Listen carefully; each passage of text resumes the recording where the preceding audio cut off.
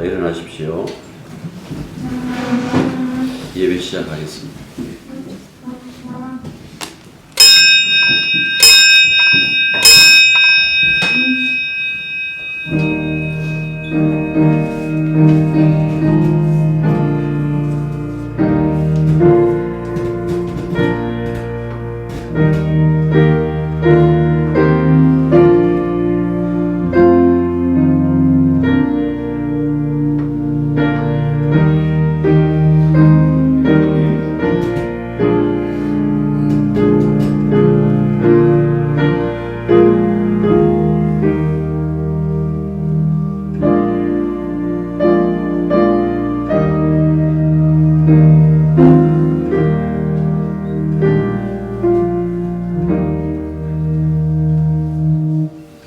천만인이 나를 둘러 진칠지라도 내가 두려워하지 않을 것은 주께서 나와 함께 하심이라 말씀하셨습니다. 주님의 은혜와 그 사랑 안에서 저희들 살아가며 여러 가지 위협과 여러 가지 위험 속에 놓여져 있지만은 주님, 그것이 우리들의 몸뚱아리는 건드릴 수 있을지 모르겠지만은 우리의 마음과 우리의 속 사람만은 그 어떤 것도 손댈 수 없다라는 그 사실을 믿는 마음으로 날마다 두려워하는 것보다는 오직 주님 바라보며 묵묵히 살아갈 수 있는 저희들 되게 도와주시기만 간절히 바라고 합니다. 예수 그리스도를 담고 있는 그릇들입니다. 오늘도 함께 모여 오직 주의 영광만 드러내고 주의 빛만 나타나는 예배가 될 수 있도록 도와주옵소서. 예수님 이름으로 기도드립니다. 아멘. 자, 말씀 보십니다. 디모데후서 2장 19절에서 21절 다 같이 읽겠습니다. 그러나 하나님의 견고한 터는 썼으니 인침이서 일렀을 때 주께서 자기 백성을 아신다 하며 또 주의 이름을 부르는 자마다 불의에서 떠날지어다 하였느니라. 큰 집에는 금그릇과 은그릇뿐 아니라 나무그릇과 질그릇도 있어 귀하게 쓰는 것도 있고 천하게 쓰는 것도 있나니 그러므로 누구든지 이런 것에서 자기를 깨끗하게 하면 귀히 쓰는 그릇이 되어 거룩하고 주인의 쓰심에 합당하며 모든 선한 일에 준비함이 되리라. 아멘. 함께 읽어온 대로 오늘 이 본문은 사도가 하나의 비유를 말하고 있어요. 큰 집에는 재료에 따라서 혹은 그릇의 생김새나 쓰임에 따라서 다르게 사용되는 여러 종류의 그릇이 있는 것처럼 얘기를 하죠. 틀림없이 큰 집은 교회를 가리키고 그릇들은 성도들을 가리킵니다. 그런데 중요한 것은 재료와 생김새가 아니에요. 그 재료와 생김새와 관계없이 주인에게 귀하게 쓰이는 그릇이냐 아니면 천하게 쓰이는 그릇이냐라는 그 사실이겠죠. 그래서 사도의 주장을 이렇게 살펴보면 귀하게 쓰이는 그릇들은 자기를 깨끗게 한 그릇이다라고 그렇게 얘기를 하고 있어요. 귀하게 쓰이느냐 쓰이지 않느냐라는 것은 오직 그 조건은 단 하나죠. 깨끗함이 있냐 깨끗하지 않느냐라는 그 이야기입니다. 21절에 있는 것처럼 그러므로 누구든지 이런 것을 자기를 깨끗하게 하면 귀히 쓰는 그릇이 되어 거룩하고 주인의 쓰심에 합당하며 모든 선한 일에 준비함이 되리라 라고 이렇게 말씀하는 것처럼 관건은 깨끗함이죠. 그 외에 그 어떤 조건도 걸지 않고 있는 거예요. 근데 하나님이 귀히 쓰신다고 하실 때에 여러분들 기억해야 될 것이 있습니다. 귀하게 쓰신다라고 했을 때 기억할 것은 하나님이 우리를 사용하신다라는 거예요. 예. 그릇 자체가 아니에요. 금그릇도 있고 은그릇도 있고라고 하니까 나는 무슨 그릇일까? 금일까? 은일까? 삭일까? 아니면 흙그릇일까? 뭐 이렇게 자기 그릇 자체를 바라보는 것이 아니라 하나님이 나를 사용하고 계시느냐 사용하지 않느냐라는 것이 굉장히 중요하다라는 그 말씀입니다. 그릇이 귀해갖고 귀한 것이 아니에요. 하나님 하시는 그 일이 귀하기 때문에 귀하다라는 그 용어를 붙이고 있다라는 그 말씀입니다. 그릇이 귀해갖고 그를 귀하게 쓰는 것이 아니에요. 하나님 당신의 쓰시기에 적합하시고 당신이 쓰시기에 좋기 때문에 그렇게 쓰신다라는 그 말씀입니다. 하나님이 쓰시니까 모든 것이 다 금이어야 되고 은이어야 되고 여러분들 그래야 된다라고 생각하십니까? 절대로 그렇지 않다라는 그 말씀입니다. 뭐 태어나 보니까 뭐 나는 금수저였다. 나는 태어나 보니까 뭐 삼성그룹의 회장의 아들이었다. 뭐 그렇게 할 수도 있어요. 그거는 뭐 인간 세계죠. 인간 세계에서는 사람을 구별해요. 사람의 구별하고 이 상대하죠. 이 가치를 다 매겨놓고 이 사람은 얼마짜리, 이 사람은 얼마짜리 대놓고 말하지는 않지만은 그 마음속에 그것을 가지고 있으면서 사람을 상대하고 그 사람에 대해서 대우하는 것을 우리가 흔히 이 세상에서는 쉽게 볼 수 있는 문제인데 성경에서 늘 하는 말씀 있잖아요. 하나님은 외모로 보시지 않는다. 그러니까 하나님은 조건을 보지 않는다. 인간 그놈들 다 뭐 죄인인데 뭐 그 조건 바본들 왕죄인이고 밑에 노예 죄인일 뿐이지 죄인이라는 그 습성에서는 똑같은데 그걸 왕이라고 내가 더 귀하게 쓰고 노예라고 덜 귀하게 쓰는 것은 아니다라는 것이 하나님 쪽에서는 갖고 계시다라는 그 말씀입니다. 디모데후서 사도 바울을 우리가 생각한다라면 디모데전서에서 바울이 이런 얘기를 했어요. 나는 죄인 중에 내가 괴수이라 하고 그렇게 말씀하고 있어요. 왜 이런 얘기를 했을까요? 왜 내가 죄인 중에 내가 괴수다, 우두머리다 라고 하는 그 말씀은 결국 이 인간이 어떤 인간이냐라는 것이 그렇게 중요하지 않았다라는 그 말씀입니다. 그렇게 괴수 노릇하고 우두머리 노릇하면서 핍박했던 자기를 들어서 이방인의 그 사도로 사용하는 그 주님이시라면 사람은 그 어떤 조건도 이 주님의 하시는 그 일에 방해가 된다라는 거야. 혹은 그 일을 이익되게 하는 그렇게 할 수는 없다라는 그 사실은 사도 바울은 알고 있었기 때문에 이런 고백을 할 수 있었다라는 그 말씀입니다. 잘못 읽어버리시면 21절 잘못 읽어버리시면 이 문자적으로요. 이 해석하는 것이 굉장히 중요한데 잘못 읽어버리시면 누구든지 자기 자신을 깨끗하게 하면 그것은 마치 하나님께서 귀하게 쓰기 위한 준비 과정이냐. 내가 이렇게 깨끗하게 살고 이런 마음으로 이 양심 있는 이 선한 양심을 가지고 내가 준비하고 있으면 하나님이 나를 귀하게 쓰실 것이다라는 그 생각을 해버릴 수 있다라는 그 말씀입니다. 그래서 소위 한국교회에서 한동안 이런 얘기가 굉장히 많이 지금도 뭐 이런 소리를 하고 있는 사람들이 있어요. 그게 뭔가 하니까 하나님은 준비된 자를 사용하신다.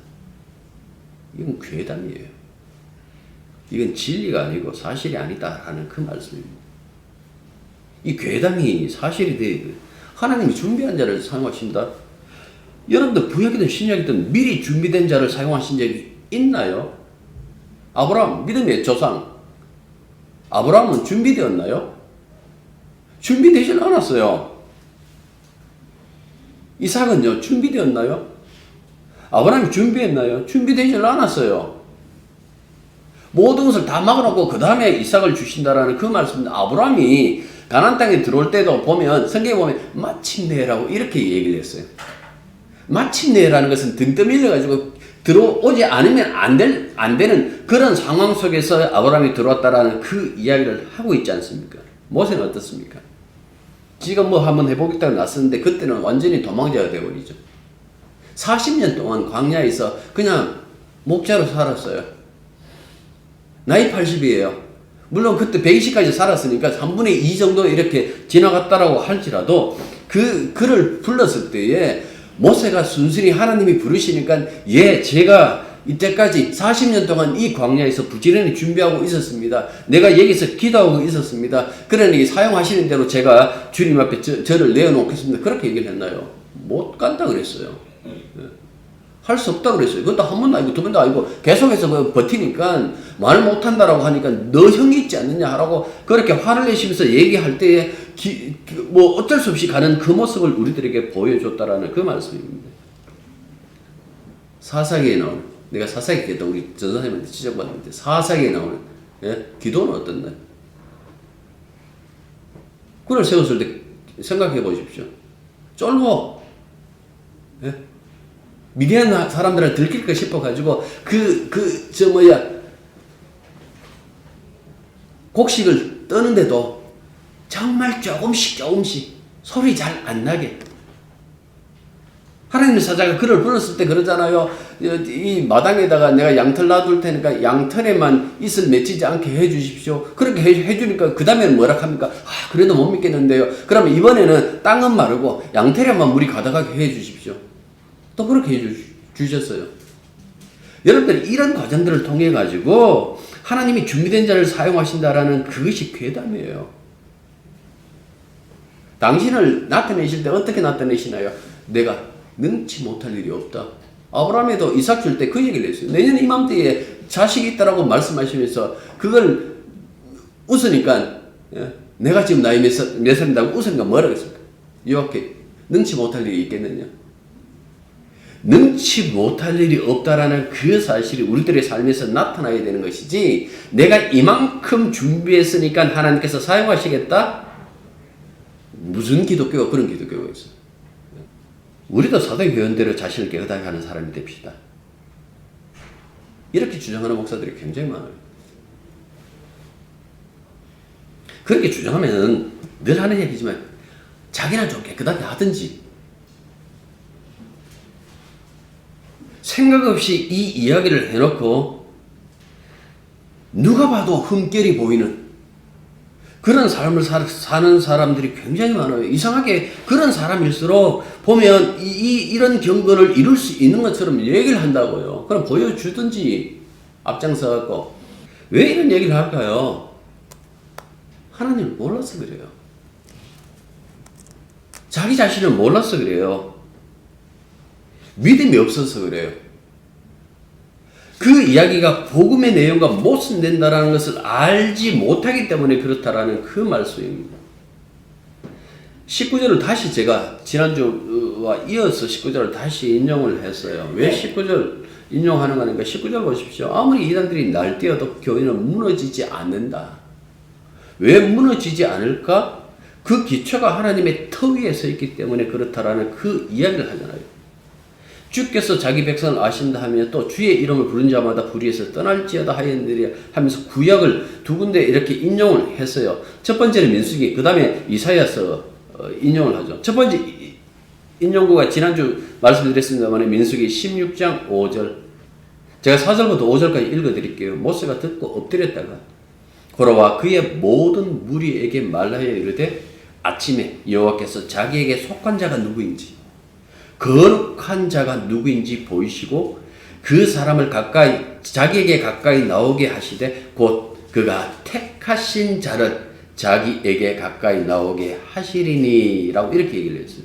그러니까 모세의 말에 따르면 이스라엘이라고 다 이스라엘이 아니다. 이거는 이사야도 그 얘기를 합니다만은, 그러니까 이스라엘 국가의 이스라엘이 생성되고 난 다음에 늘 하는 얘기 뭡니까? 그 안에 이스라엘이라고 다 이스라엘이 아니다. 그 하나님 백성이라고 다 하나님 백성이 아니다. 그 안에서 진짜 택한 자들이 따로 있다라는 그 말씀. 그래서 그 고라 자손이 다 망한 것이 아니라 그 중에서 믿음 있는 자들이 나와버렸잖아요. 두 번째 말씀이 뭡니까? 이사야죠. 이사야 26장, 이사야 52장을 인용했는데요. 주의 이름을 부른 자마다 불의에서 떠날지어다라는 그 인용구. 이사야 26장에 보면 여호와 우리 하나님이여 주의 다른 주들이 우리를 관할하여 싸우나 우리는 주만 의지하고 주의 이름을 부르리이다. 사방에 이 우상들이 즐비하고 하나님의 백성이라는 우리가 소위 이방나라에 사로잡혀가지고 지금 그들의 관할 속에 그들이 다스림 속에 있다고 할지라도 우리는 오직 주의 이름만 부른다라는 그 이야기예요. 이게 신앙이라는 거예요. 교회 안에서 신앙 막 그렇게 얘기하고 내가 이만큼 기도하고 내가 이만큼 잘한다는 것이 아니고 온 세상에 그 적들이 그냥 가득 차 있는 믿지 않는 자들로 둘러싸여 있는데 그 속에서 진짜 믿음이 무엇인지 보여주는 거, 그게 믿음이라는 이야기예요. 그게 이사야 26장이라는 그 말씀이죠. 그런 사람이 있을까요? 예, 있죠. 누구요? 다니엘. 그 다니엘 이야기, 바벨론에서도 그 바벨론이 무너지고 페르시아가 제국이 되었을 때도 그는 변함없이 한 번 하나님만 섬기고 오직 그에게만 경배드리고 기도했다라는 것은 우리가 다니엘서를 읽으면서 익히 아는 바예요. 어떻게 이렇게 할 수가 있었을까? 다니엘이 특별한 사람이기 때문에 그럴까? 물론 선지자니까 특별하게 하나님께서 그를 사용하셔요. 하시지만은 그 다니엘서 9장에 보면 기도하면서 이런 얘기를 해요. 주 뜻대로. 그 모든 것들이 주 뜻대로 돌아간다라는 그 사실을 아는 거예요. 70년 후에 회복해갖고 다시 이 고향 땅으로 돌아가는데요. 이 70년 동안 정말 이스라엘 백성들, 바벨론에 포로 잡혀갔던 자들이 회개하면서 70년을 살았기 때문에 보내주는 거 아니에요. 하나님 당신이 70년이라고 말씀하셨기 때문에 70년 되니까 그들의 어떤 행동과 그들의 삶의 태도와 상관없이 보내신 거예요. 그래서 다니엘이 그걸 알고 그렇게 주 뜻대로. 어떻게 이렇게 될 수 있을까? 그 두 번째 인용구. 52장, 이사야 52장 11절 보면 너희는 떠날지어다 거기서 나오고 부정한 것을 만지지 말지어다 그 가운데서 나올지어다 여호와의 기구를 매는 자들이 스스로 정결하게 할지어다. 이게 뭡니까? 출애굽 이야기하고 있잖아요. 두 번째 출애굽. 이방 가운데서 자기 백성을 건져내신 두 번째 출애굽의 의미예요. 하나님이 그 다음 절 보면요. 이사야 52장 10절 보면 하나님이 앞과 뒤에서 너희들을 호위하겠다라고 그렇게 얘기를 했어요. 이게 출애굽 사건이잖아요. 그러니까 이 땅에서 벗어나니까 부정한 것들과 속된 것에 전전긍긍할 필요가 없다라고 그렇게 얘기를 해요. 여러분들 한번 고생시켰다가 다시 그 가나안 땅에 집어넣으면 이 사람들은 정신 차리고 정말 제대로 신앙대로 살까요? 인간은 달라지질 않아요. 광야 1세대가 다 죽었어요. 그럼 2세대가 이제 가나안 땅에 들어갔어요. 그럼 들어간 2세들은 신앙이 제대로 있었을까요? 없었어요.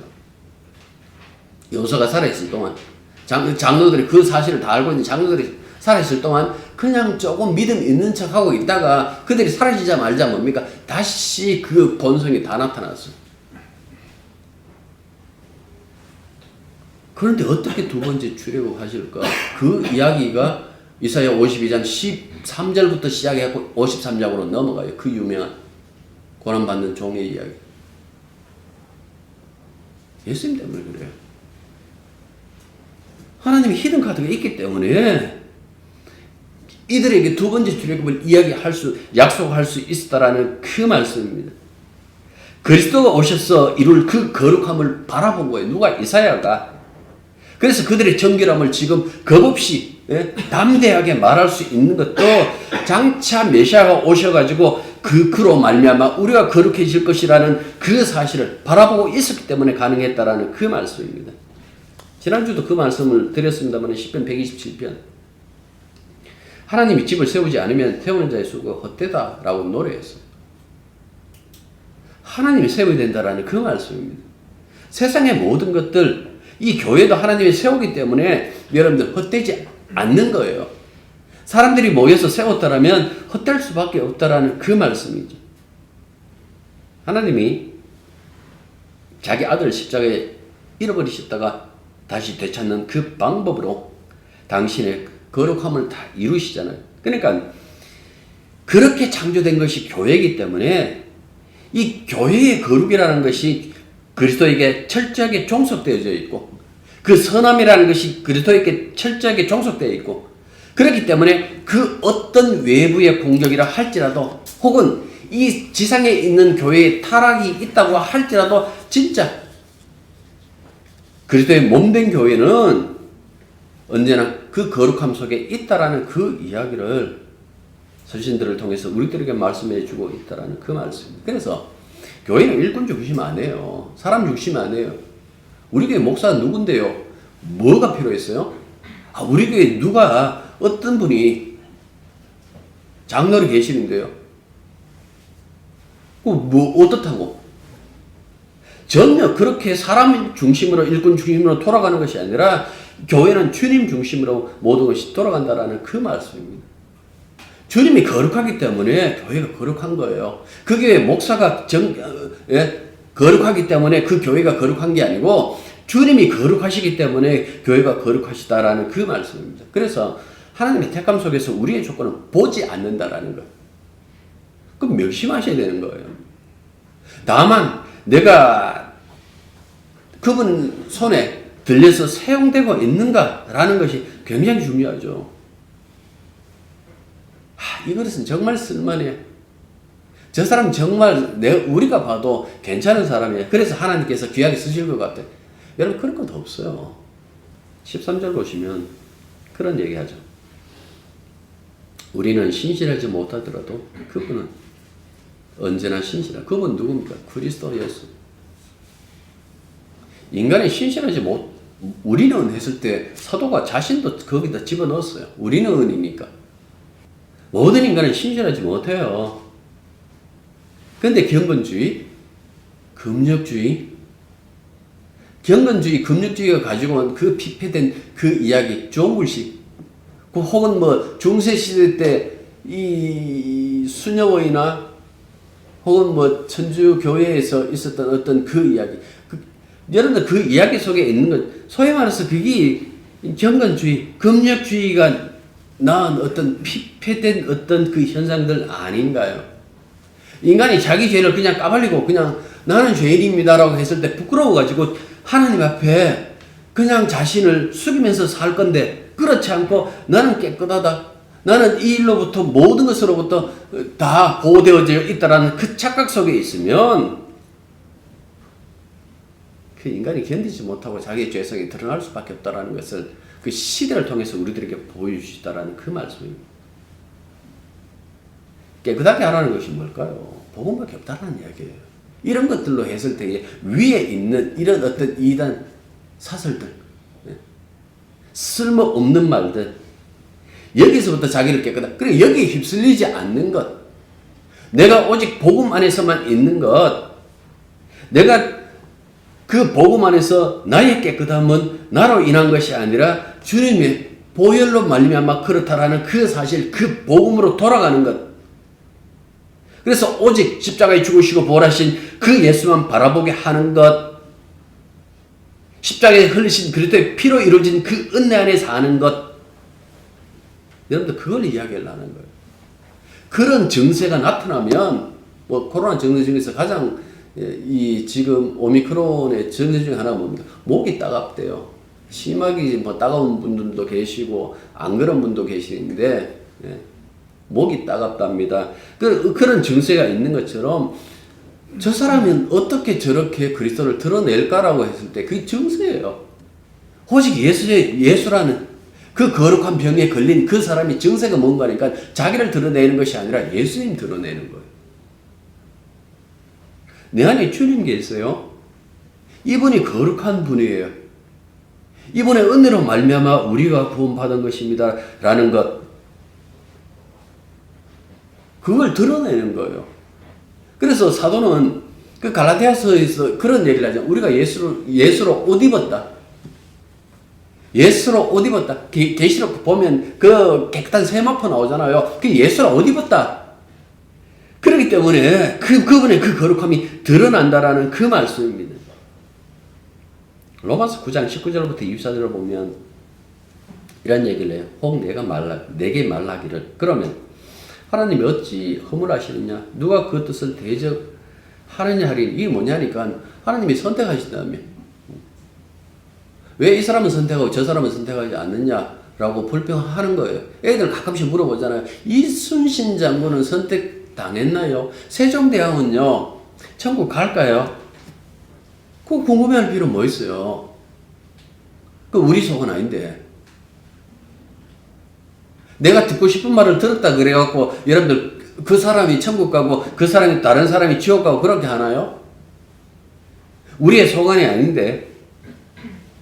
그래서 이렇게 얘기를 합니다. 이 사람아, 내가 누구기에 감히 하나님께 반문하느냐? 짐을 받은 물건이 지은 자에게 어찌 나를 이렇게 만들었느냐 말하겠느냐? 토기장이가 진흙 한 덩어리로 하나는 귀 있을 그릇을 하나는 천이 있을 그릇을 만들 권한이 없느냐? 만일 여기서 천이 쓴다라는 것은요 하나님 쓰시니까 그래도 괜찮지 않습니까? 아니요. 여러분 파라고 생각해요. 이집트의 그 파라오, 애국의 파라오 생각하시면 됩니다. 만일 하나님이 그의 진노를 보이시고 나오네요. 그의 능력을 알게 하고자 하여 멸망으로 준비된 진노의 그릇을 오래 참으심으로 관용하시고 또한 영광 받기로 예배하신 바 긍휼의 그릇에 대해서 그 영광의 풍성함을 알게 하고자 하실지라도 무슨 말 하리요? 우리는 그릇이니 곧 유대인 중에서 뿐만 아니라 이방인 중에서도 부르는 자들. 하나님 마음이라는 거예요. 아무리 하나님 마음이라도 왜 그렇게 합니까?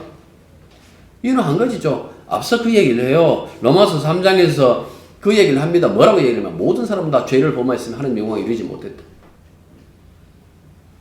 이 인간이라는 그 존재에 대해서 다 불의의 그 죄 안에 다 가두어 놓고 난 다음에 그 안에서 일부를 하나님께서 뽑으신다. 그런데 다 죄인인데 거기서 뽑힌 사람들만 알아요. 나 죄인이었는데 하나님께서 뽑으셨네. 이 은혜, 이 사랑 하면서 감격해 하는데 놀랍게도 그 안에 있는 자들은 몰라요. 뽑힌 적이 없으니까. 그 사람들이 논리를 가지고 이야기를 하지 이 사람들이 하나님이 없기 때문에 그렇다라는 그 얘기를 해요. 이런 논리가 어디 있어? 그러니까 종교가 없는 거야, 하나님 없는 거야 라고 그렇게 얘기를 해요. 왜? 한 번도 만난 적이 없으니까. 이 사실을 모르니까요. 죄인으로서 구원을 받았다면 할 수 있는 것은요, 나를 지으시고 부르신 그분만 바라보는 것, 그것 외에 다른 것 없어요. 그런 부분에 감사해야죠. 그런데 기도하면서 왜 나는 더 귀하게 만들지 않았습니까? 나는 내 인생이 마음에 안 듭니다. 그렇게 말할 필요가 있을까요? 없어요. 하나님이 밥그릇 쓰기 위해 밥그릇으로 만들었는데 나를 왜 꽃병으로 만들지 않았습니까? 라고 할 수 없다라는 그 말씀입니다. 무엇으로 만들어졌든지 간에 우리를 사용하신다라는 것. 당신의 그 귀한, 그 고귀한 그 일에 우리를 동원하고 우리를 하나의 그 도구로 사용하신다라는 것, 그것. 여러분들 그걸 생각만 해도 행복하지 않느냐라는 그 말씀입니다. 이 부분은 고린도서에서도 얘기를 했어요. 몸 이야기하면서 서로의 지체 간에 손이 발더러 그 얘기를 했잖아요. 누가 더 귀하냐? 몸뚱아리 속에 귀한 것이 없다라고 그렇게 얘기를 했어요. 정말 귀하신 분은 머리죠. 머리 대신 그 예수님의 그 사랑이 온전히 자기 몸에 생명을 주고 있는데 몸에 참여했다라는 그 자체로만 감사해야 되는데 나를 왜 이렇게 만드십니까? 라고 할 필요가 없는 거예요. 제가 남교에 있을 때에 그 청년회 회장했던 친구가 결혼하고 난 다음에 애를 낳았는데 그 장애가 있는 애를 낳았어요.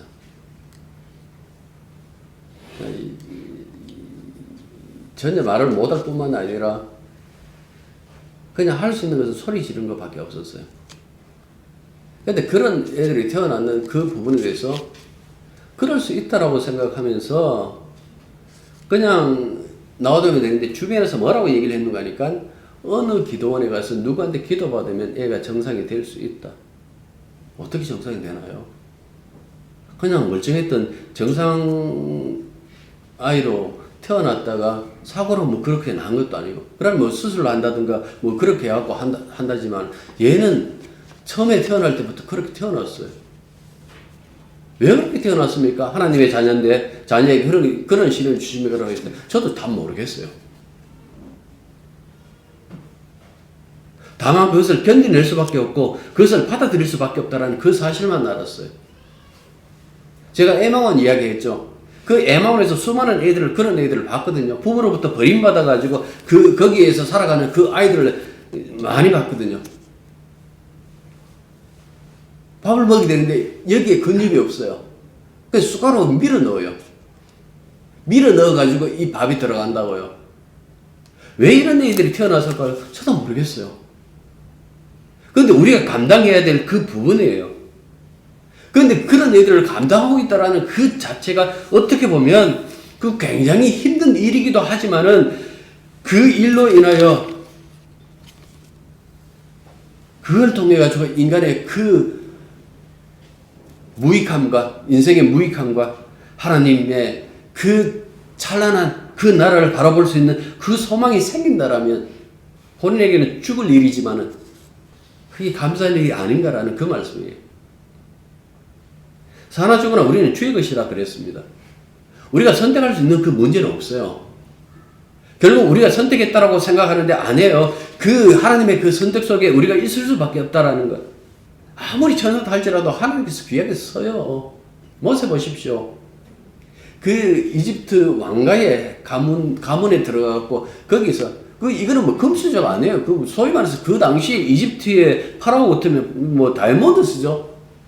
그 당시 최고의 어떤 보석 수저라고 할 수 있겠는데 하나님께서 그를 천하게 써버리신다고요. 예? 진노의 그릇으로 쓰는 것을 볼 수 있지 않습니까? 강팍해 해버리시고 끝까지 하나님을 대적하다가 결국 저주받고 자기 군대는 쓰러지고 이스라엘 백성은 내어줄 수밖에 없는 그 역할에 동원되었다라는 그 말씀입니다. 여러분들 그렇게 다이아몬드 수저로 태어나고 그렇게 진노의 그릇으로 사는 것이 좋을까요? 아니면 가난한 노예로 살다가 가난한 노예의 그릇으로 그렇게 태어났는데 하나님의 호의를 받으면서 광야를 지나서 하나님이 주시는 땅으로 들어가는 그 나라의 백성이 되는 것이 나을까요? 이스라엘 백성들이 홍해를 순탄히 건넜습니까? 그렇지 않아요. 죽음으로 들어가요. 바다가 저만치 물이 확 지나가 버려가지고 자기들이 그 길을 건너가면서 아무리 봐도 바다가 보이지 않는 어떤 그런 마른 땅을 준 건 아니에요. 자기들이 건너가는 길 외에 그 옆에는 양옆에는 뭡니까? 넘실대는 그 바다가 있어요. 그 바닷길을 건너가면서 룰루랄라 안 해요. 양옆에서 덮칠 듯한 그 기세로 있는 그 사이를 지나가는데요. 그건 죽음이에요. 죽은 것이나 마찬가지다. 고린도전서 10장에서 그걸 세례로 이야기하는 이유가 뭡니까? 그게 그들의 죽음이었는데 그들이 그걸 몰랐다라는 그 말씀입니다. 그 옛사람이 거기서 죽어야 마땅했는데 그들은 그걸 생각하지 못했다라는 그 말씀이죠. 그들이 다 건너고 난 다음에 바닷물이 다시 닫혀요. 그때 뒤따라오던 이집트 군대들이 다 시체로 바다 위에 이렇게 뜰 건데요. 그 시체들이 뜨는 그 모습을 보고 과연 이스라엘 백성들은 뭘 생각했을까요? 우리가 만약에 그 현장에 있다면 뭘 생각할까요? 그들은 자기가 살았다라는 거기에만 기쁨이 충만했어요. 그래서 찬양해요. 모세가 찬양도 하지만은 모세보다도 그 다음에 보면 여성들이 앞장서갖고 또 미리암이 중심이 돼갖고 찬양 드리는 그 짧은 그 찬양이 있어요. 그런데 그 찬양 드리고 3일도 안 돼가지고 뭡니까? 야, 물 없다. 이집트 군대는 바다에서 죽고 자기들은 살아나왔어요. 그 차이점이 뭘까? 자기들이 깨끗해서 그런가? 자기들이 그 사람들보다 더 낫기 때문에 그런가요? 아니에요. 차이 하나밖에 없었어요. 그게 뭡니까? 자기 몸을 바른 것도 아니에요. 자기 문 앞에 발랐던 어린 양의 피 때문에 그랬어요.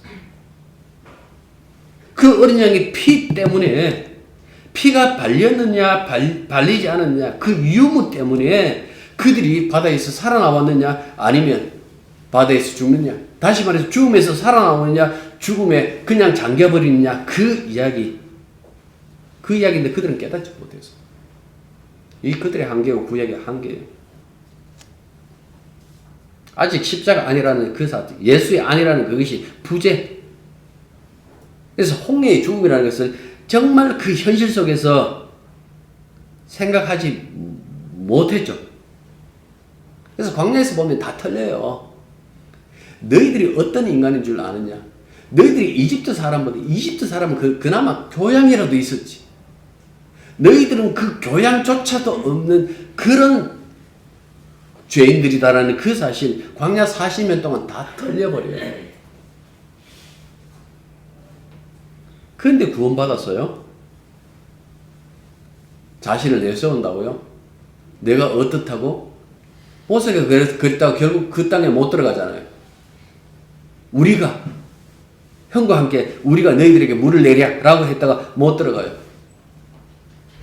누구도 자신을 노출할 수밖에 없는 죄밖에 없다라는 그 사실, 그 모세를 통해 모세도 모세 안에서 끄집어낼 수 있는 건 죄밖에 없다라는 것을 보여주시는 거예요. 그 이스라엘이 우리들의 본보기. 자, 인간의 육이라는 것은 이럴 수밖에 없다. 다 죄인들이다. 너희들이 아무리 발버둥 쳐도 결국 죄인들밖에 없는데, 그런데 하나님이 함께 하신다. 어떻게? 그 아들의 피로 말미암아. 그러면 우리는 그 아들의 피, 그 아들의 보혈만 쳐다보고 십자가만 바라보면서 살아야 되는데, 우리는 늘 내 의지로 갖고 살려고 그러는 거예요. 바울이 지금 그 얘기를 합니다. 사도가. 그 착함이라는 준비, 다시 복음으로 돌아가는 거예요. 우리에게 주님이 계시지. 주님만이 그리스도지.